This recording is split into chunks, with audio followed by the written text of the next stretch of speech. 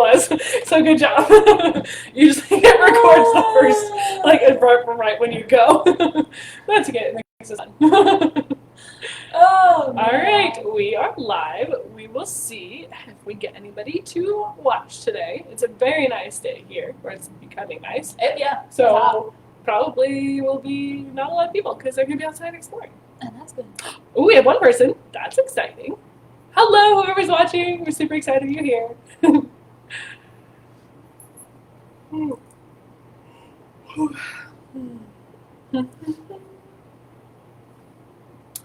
Let's see. Oh, three people. Woohoo! We have more people. This is super fun. We are going to be talking about some really fun things today. Not as many biofacts this time, but we still do have two animals to introduce you to today. So that'll be fun. Just watch Emily's dance moves. I'm just dancing through meeting animals. Oh yes, that's always the fun part. Ooh, 5 whole people. Woohoo! That's exciting.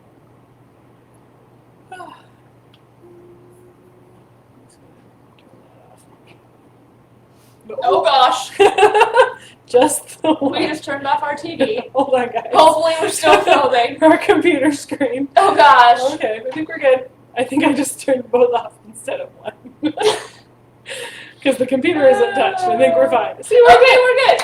Cool. Sherman, hello from Sheridan. Hi, we're so glad you're here. Awesome. We're having technical difficulties because it is Saturday and we are tired. I think we're good though. I hope everyone who is watching is relaxing on their Saturday morning. And I hope you're ready to learn some really fun things. Let's see, we'll give it like 20 more seconds to see if we get more people. But otherwise, we'll just get going then. All right. Excuse me.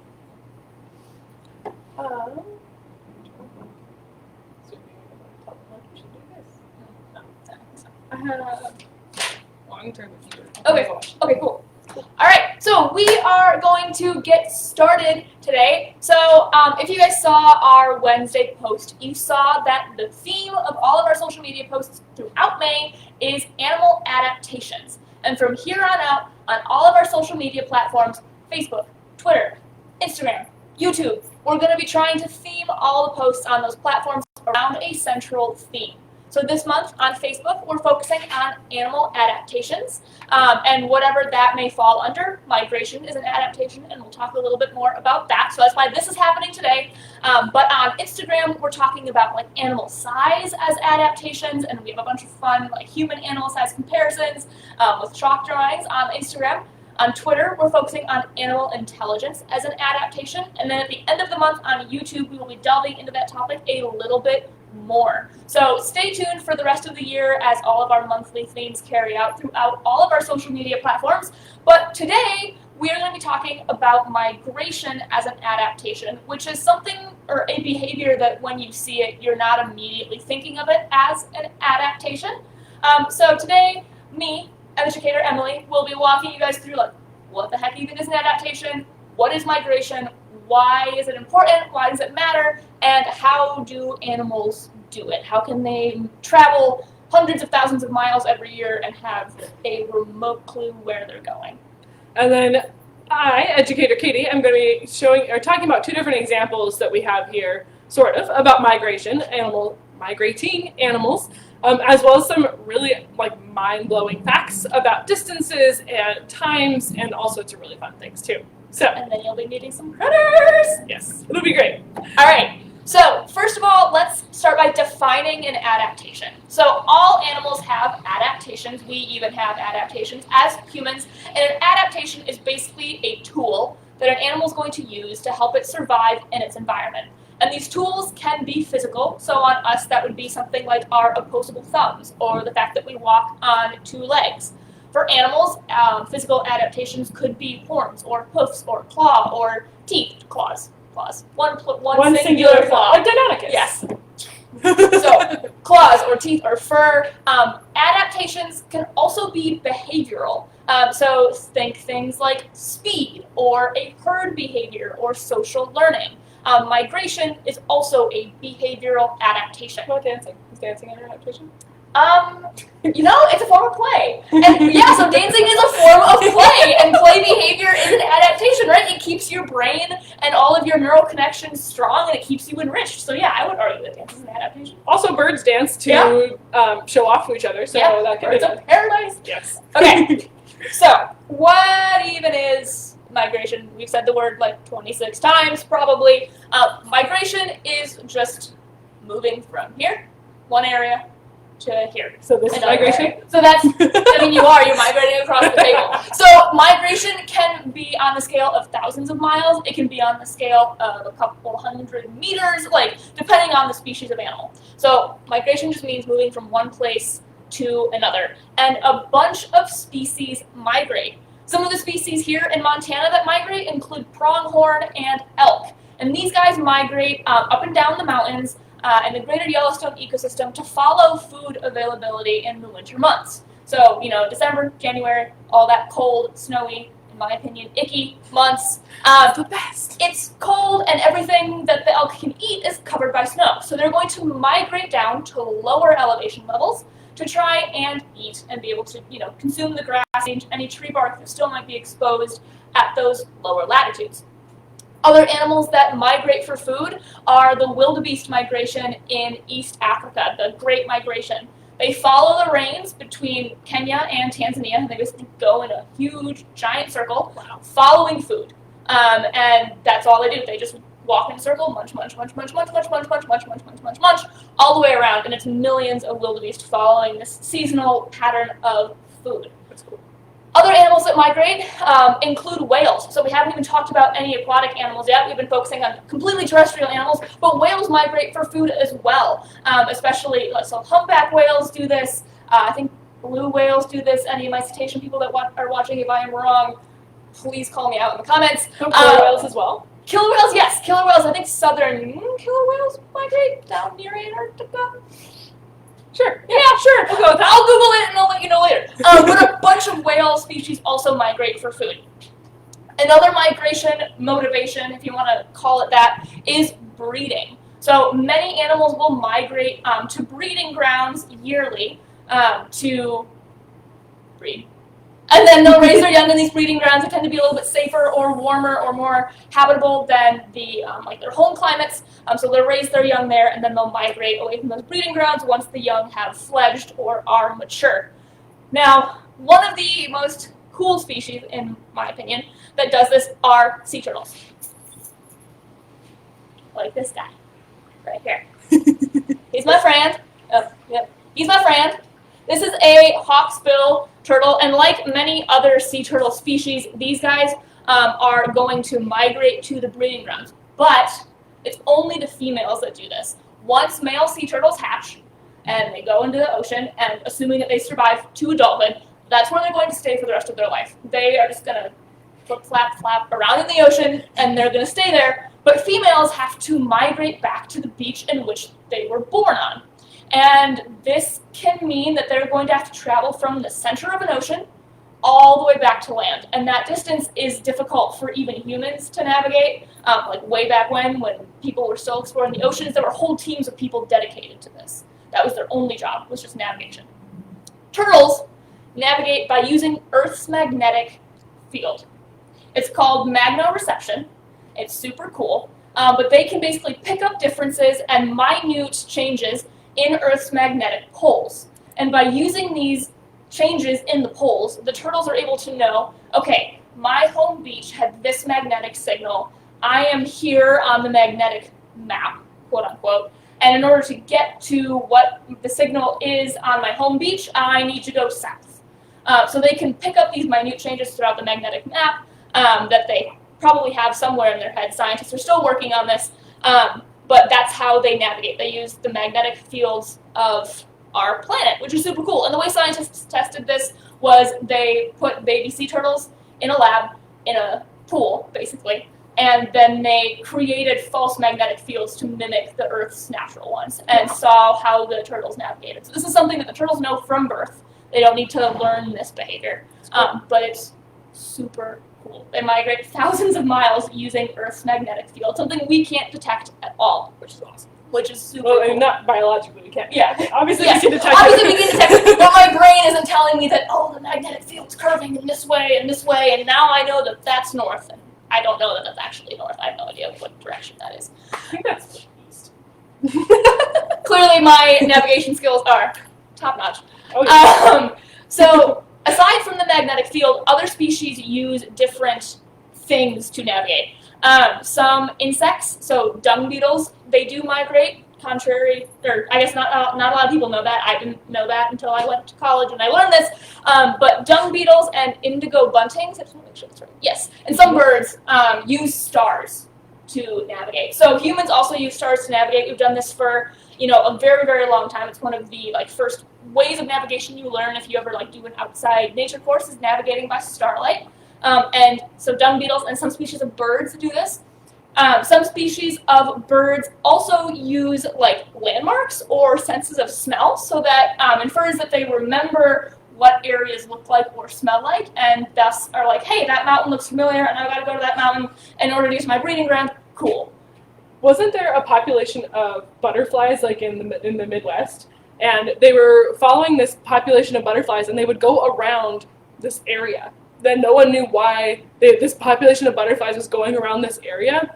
And then they looked back in geologic history, and apparently there used to be a mountain there, and the glaciers, or a large, a small mountain, and the glaciers wiped it out, or a lake, amazing. Or there was a mountain or a lake or something big that the butterflies were following for millions of years, and then it was gone. So they were still skirting this imaginary or this old thing that wasn't there anymore. That's amazing. So, yeah, so there's a bunch of birds and insects can use landmarks, and if anybody has ever heard of messenger pigeons that people used to use to literally they would tie little messages to their feet. People would use these kind of if you've ever watched Game of Thrones and they send messages on a raven, people would do this but with pigeons. This was a legit form of communication, I think around World War I want to say.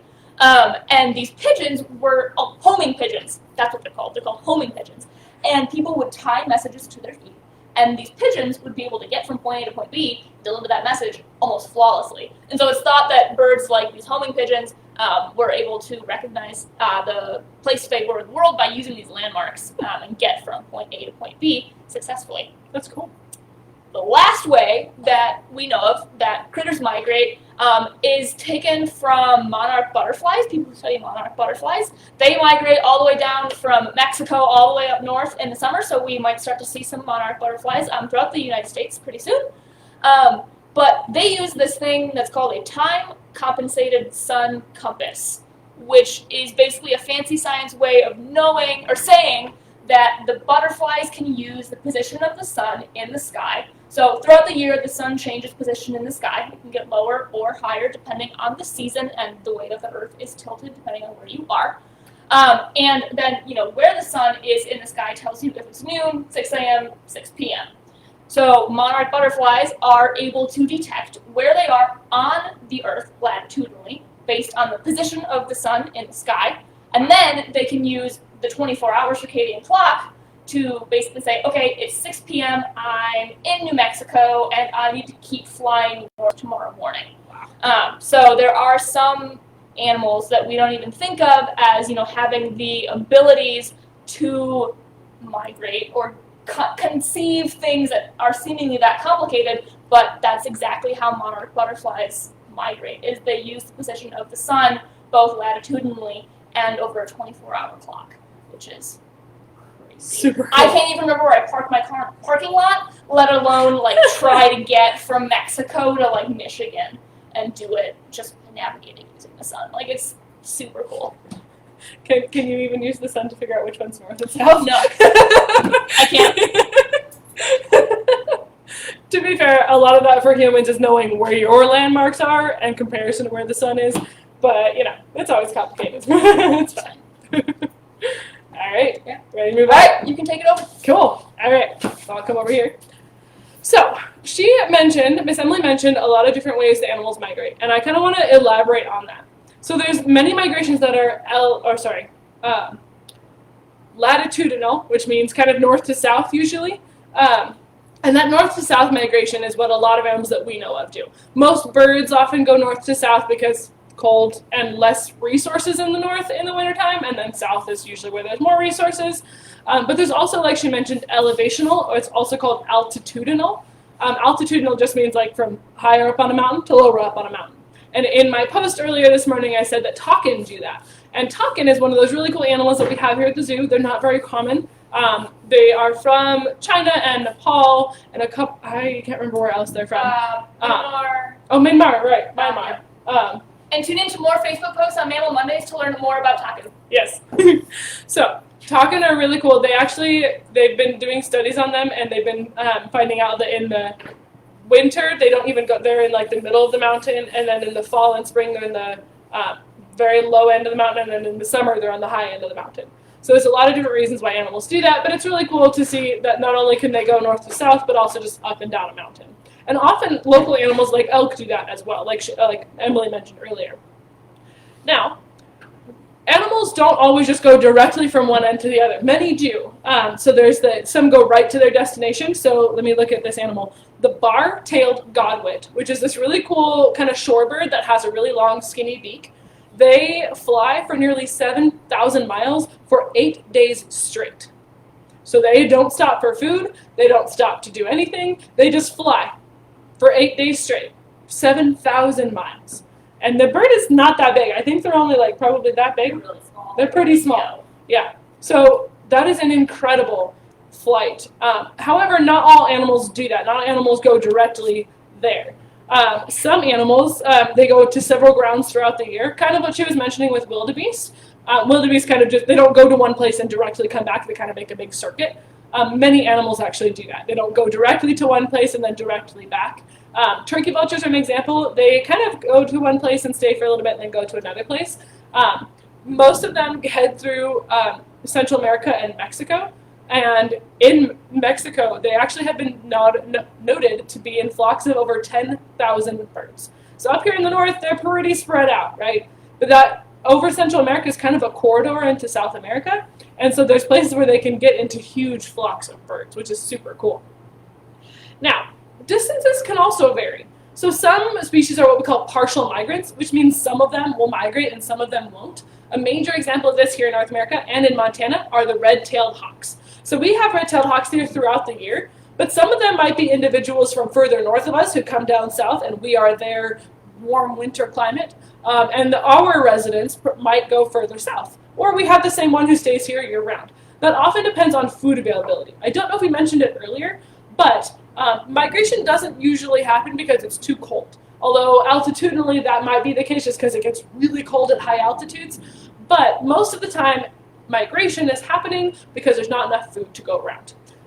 Many owl species are both warm enough and have so many different adaptations like good eyesight and good hearing that they can just keep hunting no matter what.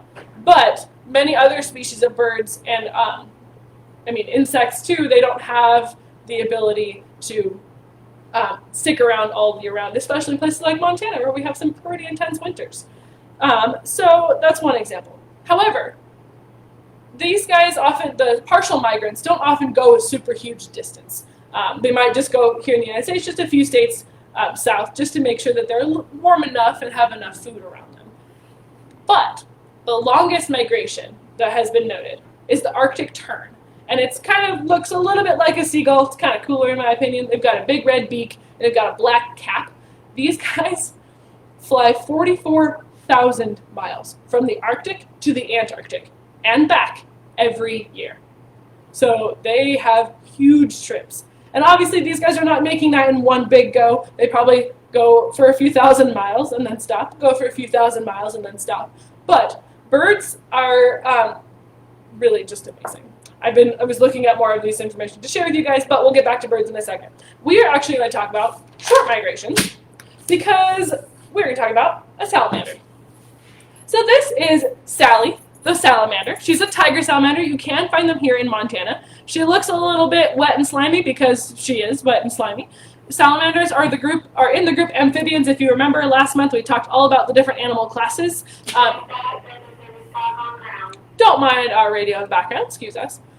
Remember, these guys are in the class amphibian, which is they have slimy skin. They breathe and drink through their skin. and they do lay kind of soft jelly-like eggs. Now, there are not very many reptiles or amphibians in the northern areas, right? These are one of the most northern ranging salamanders in the world because they're cold-blooded. And cold-blooded obviously doesn't mean that their blood is always cold. I don't think we talked about this when we talked about reptiles and when we talked about amphibians, but cold-blooded, the scientific word for this is ectothermic, meaning outside temperature. So their blood temperature is determined by the temperatures around them. When their blood gets too cold, that means that they can't really move. They can also freeze, and that's just not good for any animal cells. So we don't find many of them here in the north. Therefore, many reptile and amphibian species do not migrate because there's not really a need for it where they live. Some of them will hibernate or brumate, which means the same thing just for reptiles, but most of the time they're not going to hibernate. The exception to that is the breeding grounds idea. So a lot of the time, especially in more southern and eastern states where there's lots of humid forests, a lot of the roadways will have signs that say salamander crossing or turtle crossing or frog crossing, because at certain times of year they'll cross roads to get to different vernal pools, which are pools that are not permanent. They kind of come and go with different seasons, and that's where they have their breeding grounds. So most species of reptiles and amphibians do not migrate, but those that do have some pretty incredible migrations, just like the turtles that she mentioned earlier. Now, let's see, Nyoka says, we love finding these guys in puddles out here. We had one named him Eddie. I love that. Hello from Hancock. That's awesome. Yes, so these guys, like we said, can be found here in Montana. And you'll notice that Emily here is wearing gloves. That's, again, because they can, if you remember from our amphibian live Facebook program, amphibians can absorb things through their skin. And that means that if Miss Emily washed her hands recently, or if she used hand sanitizer, or if you're out hiking and you have sunscreen or bug spray on your hands and you pick up an amphibian, they can actually absorb that into their skin and it can make them sick. So we're just making sure that we stay safe and that our salamander friends stay safe as well. Okay, so like Miss Emily said earlier, migration does not have to happen on a massive scale. Most of the time, amphibians, even the amphibians and reptiles that do migrate, they're not going large distances, with the exception of sea turtles, because the ocean is massive. 75% of the Earth, if anyone's wondering, it's a big amount of space. Most amphibians are not going a huge amount of space. Usually, maybe no more than a mile or two. Sometimes a little bit more, but not very often. Most of the time, because they're already in a habitat that has enough food for a winter or a drier season, it's mostly just they're migrating for the sake of breeding season, right? So, if you do find any out here in Montana, they're super cool. They're really fun to observe. We also have a lot of really cool frog species. If we haven't mentioned it already, a really good resource for finding, at least in Montana, what animals we have here, and plants, and insects, and everything, is the Montana Field Guide. So if you just Google MT Field Guide, you'll see a really cool resource there. It also has fungus on it. Yeah. So if you like mushrooms, check it out. Okay. Do we have any questions so far? We've been talking for a good amount of time. So does anyone have any questions about migration, about salamanders, about birds? We do have one more animal to meet, but I did want to stop and ask for questions. I'll give it like 30 seconds. We'll just watch our beautiful little salamander here. Do you have any favorite facts about the salamander? I like that they look like little Muppets. Look at that. They look like little Muppets. They're really cute. If you were watching our amphibian Facebook Live a few weeks ago, we did have our tiger salamanders with us. Okay. Nyoka asks if they can get a red tint. The tiger salamanders, they might be able to. They don't usually change color a whole lot. I know there's different species of salamanders all over the world, and newts especially. The newts can be pretty red and dusky, but I'm not sure if they can. Good question. I'll have to look that up. And then Rachel asks, have you seen any monarch butterflies yet? We were looking at this the other day. Do we get monarchs up here? Oh, I don't remember. Actually, why don't we look it up right now? We're going to look it up for you. I personally have not Montana Field Guide. seen any monarchs yet, but I know... I'm from Michigan originally, and I know around this time of year we would start to see monarchs coming back. I don't know. I think they come up this way, but I'm not. I mean, it would make not positive. Let's find out. We can't find it in the field guide. We're gonna look one more spot. So gonna be. Would it be insects? Insecta. Perfect. And Okay, so this Lepidoptera. Lepidoptera? Yeah, because they're butterflies. Right, but there's these three. Oh God. I think they actually have them separated out to orders. Oh, that's confusing. What? That's weird. Okay, that's really confusing. Oh, there it is. Found it. Do you know what Oh gosh, I don't know what family. Guys, by the way, we're looking at the Montana Field Guide page, just looking at the butterflies, and there's probably like over 50 species of them. Oh my goodness gracious. I have no idea. Why don't we just Google are there monarchs? Monarchs in Montana. Monarch butterfly populations are in decline, largely due to a decline in habitat, specifically milkweed. So Montana Wild and Endangered Species Coalition, they're talking about creating monarch way stations. Cool. That's cool. So yeah, if you guys want to help monarchs, plant milkweed in your garden. That's what the little caterpillars eat, and that's actually what makes monarch butterflies toxic. They are toxic. So if you guys want to help monarchs, it does look like they do come to Montana. We just have not seen any yet. But if you want to help them, go ahead and plant some milkweed in your garden. Awesome. Great questions. Cool. So we'll say goodbye to our salamander friend. All right.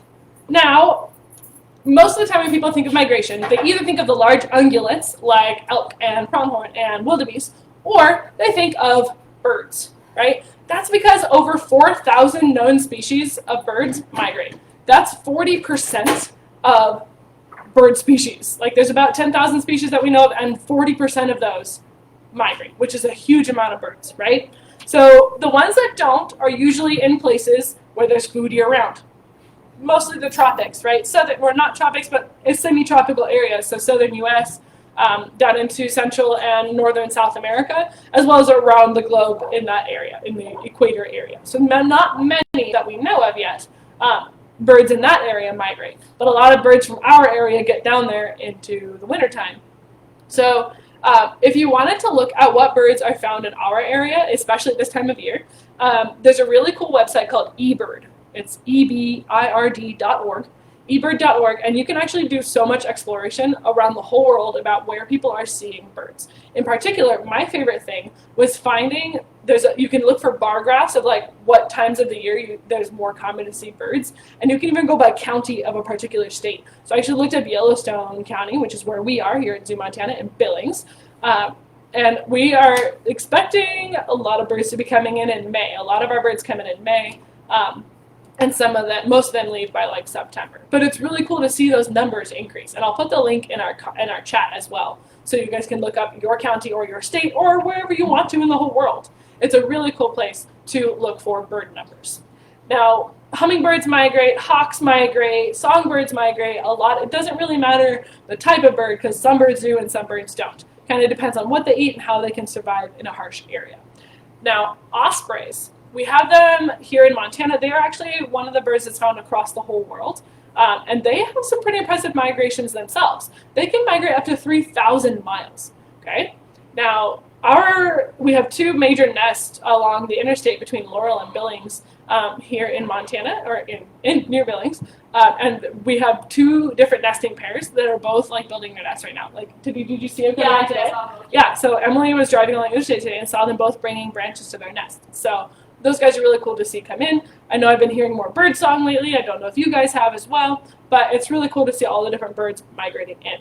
Turkey vultures are also coming back. Turkey vultures are one of my favorite, and I'm pretty sure you guys saw that in one of our Facebook Lives. Turkey vultures are wonderful. They're amazing. Remember, they can migrate in large flocks of like 10,000. Up here, they don't really live in large groups like that, but they're still really cool to see. I saw them the other day. Made me so happy to see that those guys are back. Super important and wonderful birds. But we're going to meet a bird that does not migrate today. So, please welcome. Can you put the turtle away? Is it scary? I think it might be spooking her. We're going to put the turtle away because we have a pretty sensitive guest today. Is that better, Sydney? Thanks. We have Sydney, the laughing kookaburra, who is everybody's favorite bird, right? Now, kookaburras are from Australia. And Australia has a pretty interesting, pretty lovely climate for the most part. A little bit warm for my taste. Emily would love it there. I would love it. But for kookaburras, that means that they don't really need to migrate. Them in particular, they usually spend their time in forests, and they will obviously disperse for food, but usually within the same home area. So they're not much for migraine. Would you like to talk? What? Not yet. We'll see if she wants to talk a little bit later. Now, laughing kookaburras are carnivorous, and they actually specialize in small snakes and lizards in Australia. So maybe if she lived here in North America, and maybe if this species lived in Montana, they'd probably have to migrate because snakes and lizards hibernate up here in Montana for the winter, so she wouldn't really be able to access food. So in Australia, though, she does not migrate. She is an awesome year-round resident of Australia, and in particular, mostly Western Australia, if I'm not mistaken.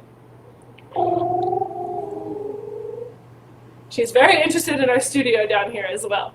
Now, while we're going to try to talk to her and see if she'll call for us, for you guys as well, if there's any questions, definitely put them in the comments, all right? She's very focused. I know. Do you see all those skulls? What do you see? Oh my goodness, that's so exciting. What do you see, Shepherd? So many things. All the things. Oh, goodness. I would love having her in my backyard. She is a wonderful bird, for sure. She's also very loud. Sassy. These guys are sometimes nicknamed the Bushman's alarm clock in Australia because they have a tendency to be in large groups and call really, really loud early in the morning, which is not my idea of a good time, but I mean, it would be cool to hear them regardless. Oftentimes, though, you can actually hear them in Hollywood movies. Their call is often used to designate that you're going into a jungle scene, even if it's in, Africa or in South America where there are no kookaburras. Oh, she's looking at you guys. What was that you, Sydney? Even if they're in the areas where kookaburras are not found, they'll still call and make interesting noises. So sometimes they use fun calls for that reason. What do you think? What do you see? So many things.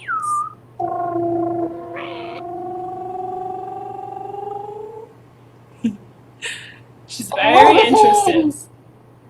Look at all your friends, Sydney. She does. She has quite a look. You're such a sassy little bird. Oh, we love you. Oh, yes. I know. Tell me all the things. I know. All right, you want to see if she'll call to end our program? Yeah, let's see if she'll All right. All right, Sydney, you ready to sing? Want to sing? Sydney. She's chatty a little bit. A little bit. You guys can also notice that her neck or her head doesn't move when her body moves. This is an ability that a lot of birds have to enable them to be like sitting on a branch while it's moving and still watch for food or predators. It's a really cool ability.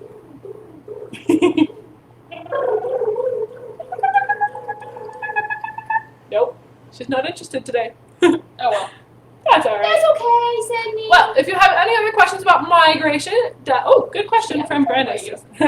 So Sydney occasionally tries, mostly when she's just done. Sassy. When she's done for the day. She's not really trying to hurt us. It's mostly just like, hey, get out of my space. Just like everyone has their limits, she also just sometimes doesn't want us in her space. And when she does that, we tend to leave her alone. The only other time I've been bitten by her is trying to offer her food and she bites my fingers on accident, so that happens sometimes too. All right, I'm going to find the link for eBird that I was telling you guys about so that you can find the local birds in your area and see like what time of year they're more common to be in. So let me grab that. While we're waiting for that, we'll see if there are any questions. Do you hear these? Oh, look at them go. Look at them go. Oh, yes, I know. Sometimes she likes to be up higher when you hold her up higher. Oh, Sydney, she's She's fluffy. She's getting floofy. She's getting comfortable. All right. Like these?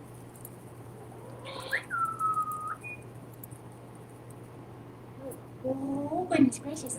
Oh, goodness gracious. Whoops. Okay. There we are. Okay, so there is the link to eBird that shows you what Yellowstone County's bird populations and how often they come to town. It's really fun to look at. All right. I think we're about ready. I think so. All right, friends. I don't see any other questions, so thank you so much for watching today. Next week we are talking about, do you remember? Domestication. No, it's invasive species. Just kidding. Invasive species.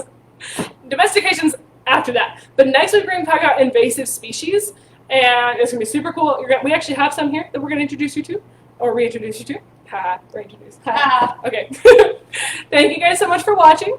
Check us out next week. Also check out our social media. We actually are kind of everywhere at this point. Yeah. We have a really robust YouTube channel. Miss Emily's been working super hard to put out some really fun lessons on there, and some really fun short videos as well. We also have a Twitter.